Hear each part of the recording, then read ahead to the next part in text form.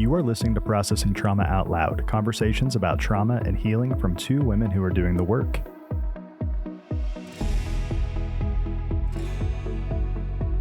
Hey everyone, this is Kandace and Sher with Processing Trauma Out Loud.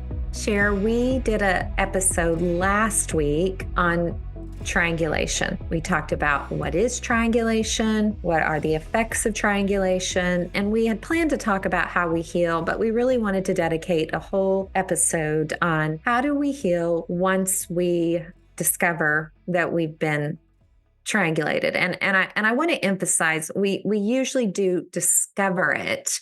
Can you share a little bit more, like how do we discover it and what is it like to discover it? What was it like for you? Hard. I think on many fronts, it was just hard. In the conversation before the conversation, you mentioned the word loyalty. And I think this is part of what makes it so difficult is a child will feel loyalty really to both parents. But when we're triangulated, we might feel loyalty toward the person who triangulated us. We also might feel loyalty toward the other parent. So it's very complex and there's a lot of ambivalence. But I think the struggle with loyalty for me has been very, very difficult. In my childhood, my dad was the overt abuser, the openly hurtful one. The harm that came through my mom was much more subtle, much more covert, and very, very difficult for me to even recognize and even call it harm. For a long time, I defended her to the end. My dad was mean to her and she didn't have power and he had all the control. Coming to this place where I began to recognize that my mother played a much bigger role in my harm than I ever recognized was just a very, very difficult part of my journey. I've been with you in these stories, and for a long time, you lived with this sense of that your mom was the victim. Yeah. I remember in one of my stories, I talked about it was the statement that things were hard for my mom. And I remember the group coming back to me and saying, I think maybe things were hard for you. Yeah, I remember. When those dynamics come together in story group, it almost can take your breath away. Yep. Because your brain has been set on one neural pathway that has been reinforced for many, many, many years that things were a certain way. And then when somebody else points out the data, and when it's done carefully and with tenderness in a way that we and our wounded places, our wounded parts can receive, I feel like I'm seeing things from a perspective that maybe is a little bit different than the perspective that you've been holding on to. Can I tell you what I see? It can take your breath away.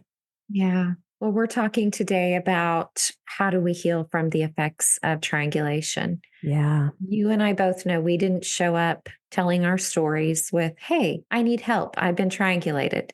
We don't have clients who show up with us and say, hey, I've been triangulated and I don't know how to set boundaries. How can you help? One of the ways that we want to highlight as something that leads us into healing is slowly sharing the stories of harm with someone else, and you just named it, that can kindly and gently offer a different perspective.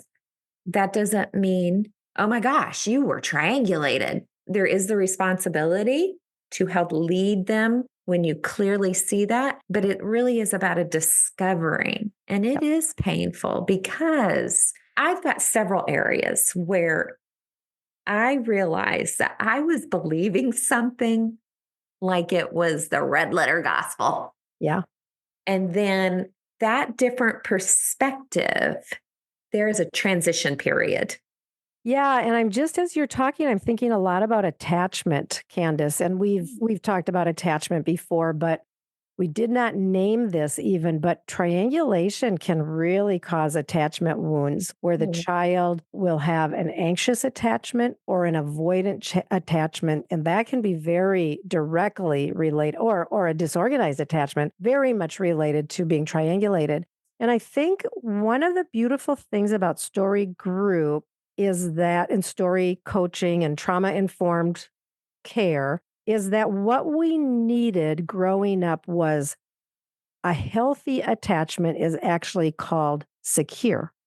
When the child feels secure in who they are and in the relationship and in their place in the world, safe and secure and wanted and loved. And when I began to do story work, and began to have the experience of people moving toward my places of my deepest vulnerability and my deepest shame. And I was offered care and kindness and gentleness and love. I began to develop a new style of relating with those people. I began to feel more secure. And then when there were ruptures and I could use my voice and name those ruptures, and then there was repair, then the attachment became even more secure. So one of the things that is so important in healing from triangulation is to be able to begin to develop relationships where the attachment with that person is actually secure, not perfect,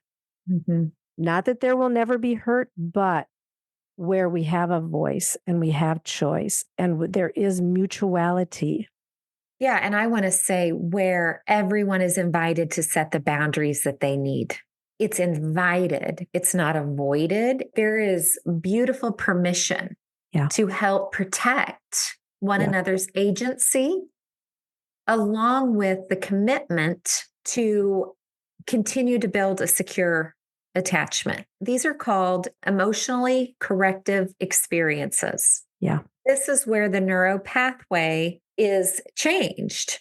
I Yeah. mean, this is the transformation to say, Mm. my little wounded places who have always lived in this story that developed a belief system in me is now consistently getting, and I'll use the word overridden by relationships that teach and show me that I have agency, that I matter, that I'm not the only one who matters, but I do matter.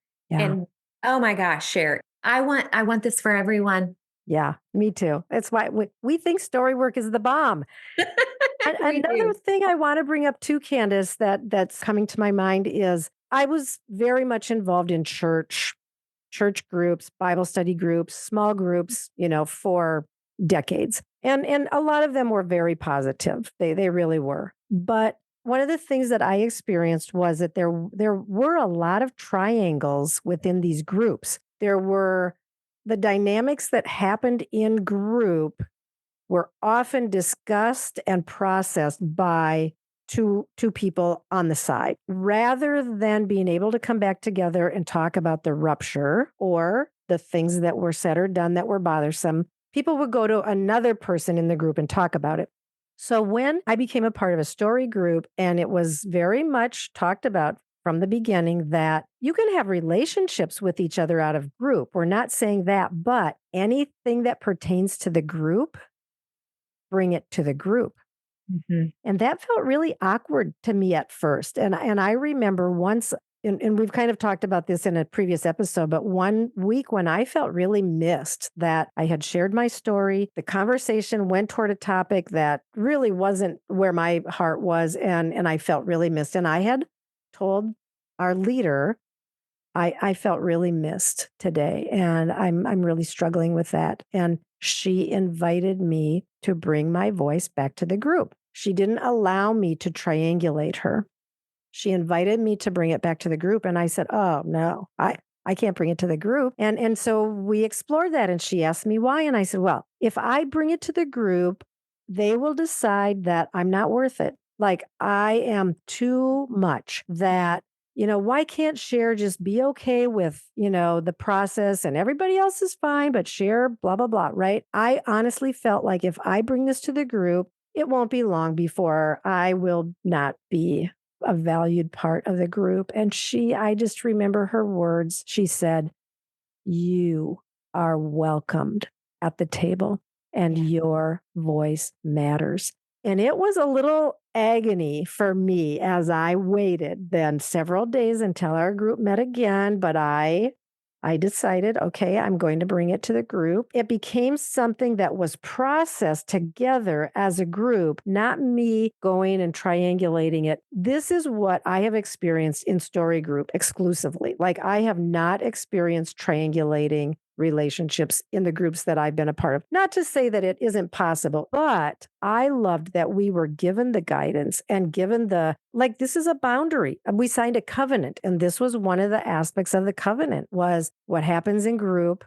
Keep things that you need to talk about pertaining to the group, bring it back to the group. And that doesn't typically happen in a family where triangulation is happening. It doesn't. But if we want to heal, it's important to recognize that we are welcomed at the table and our voice matters. Yeah, ugh, that's so beautiful, Cher. I won't share my experience, but I had a very similar experience where the facilitator invited me to come back to the group. And, I want to say that you and I both have been in multiple groups over many decades. And as you named, there's been goodness. But one thing that I can also say is as long as there was always agreement, there were no ruptures.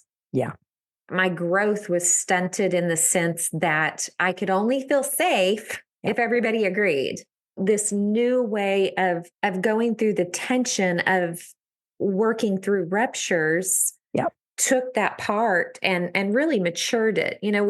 I'm just going to say this. In church, we often talk about maturing, growing. This is bold, and I'm not blaming anyone. But I'm just going to say there's an aspect of those groups that actually kept me stuck. I am not even blaming anyone, but I needed a facilitator who understood trauma, understood triangulation, understood rupture, understood repair, and really would not let me off the hook. Now, I still got to choose. She didn't demand that I came back. Yep.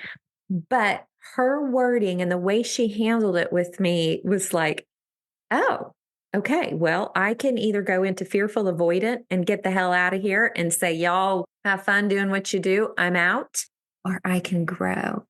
For our listeners who have experienced harm in groups and maybe have even made a vow, I will never be a part of a group again, or I will never share my heart in a group again. Harm in groups does a lot to reinforce hiding, pretending, and performing. And we can show up week after week and we can look like everything is okay and we can be hurting so deeply inside. And so I want to just say to our listeners who have experienced harm in groups and have maybe made a vow, I want to issue the invitation to reconsider, to think about the possibility of signing up for a group. And I will just throw out sowthat.com. There are other places that we can recommend as well, but sowthat.com, the groups there are amazing and bring healing. You and I both have experienced tremendous healing. So I want to just invite, reconsider and come back, explore. If you feel at all drawn toward doing a story group, like I will say, take the risk, reach out, do it. You have said too, Kandace, and I agree, sometimes we need one-to-one before we're ready for a group. And yes, we also support that, of course. Maybe you're not ready for a group and maybe one-to-one coaching is a step before that. So yeah, you have choice. I sometimes do this to you at the end, but I have another topic popping up. We can talk whether we want to do or not, but I'm sitting here thinking triangulation happens in organizations. Mm-hmm.